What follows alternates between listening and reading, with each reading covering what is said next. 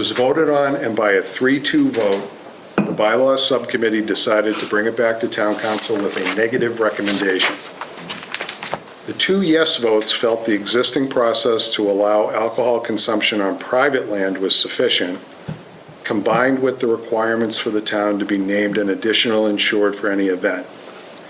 The no votes raised safety concerns. Suggestions to revise the bylaw to get a favorable recommendation included limiting the quantity of alcohol served to tastings or to give the police a veto over any such event. The police department's position is they're against this amendment. I would submit that I support, and I don't have a vote, and the reason we brought it forward, I support it as it is currently written, and that we did refer this to KP Law for legal opinion on the language and such.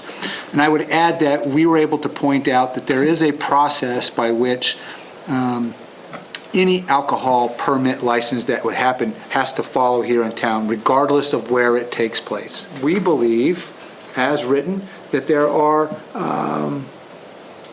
significant process and checks and balances in place that address this. We are not advocating for open container, right, on any particular town property. We see an opportunity where this would potentially enhance and bring additional revenues to the town. We do get a portion of the beverage tax that is collected for any of those sales here in town. The phrase he used was, "This is anathema to everything we have done in terms of policing over the last 25 years." As a counselor, on a public safety matter, I feel like I have to support the police when they are that adamant on a public safety issue.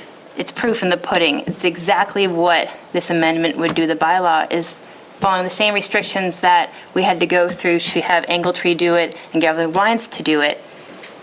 If by chance we would ever use the block party. Now, by the way, the block party did not ask for this, by the way, because they're already able to do the alcohol. But if by chance there was an event on town property, on Veterans Park, they would have to go by the same rules and regulations that Angletree had to go to and Gallery Wines had to go to. I'm going to be clear and transparent from my point of view. When I read this and I saw this and I heard the conversation, this is not saying that this is free game for anyone just to grab a 40 and walk down the street and drink it openly. It's not that way. It's just giving a little more freedom to rules and regulations that we have already. I really don't see the issue. And this is not going against the police. This is collaborating with them and hearing what they have to say. And they have an opportunity to speak 3 times before anything gets passed. You know, it sounds like there's some passion for the matter from some counselors. So I'm probably going to put it on the next agenda, and we can have a reading, and then we can talk about it and have a real good debate with the full council, I'm sure, on the second night when we have the second reading, when we would ultimately vote it.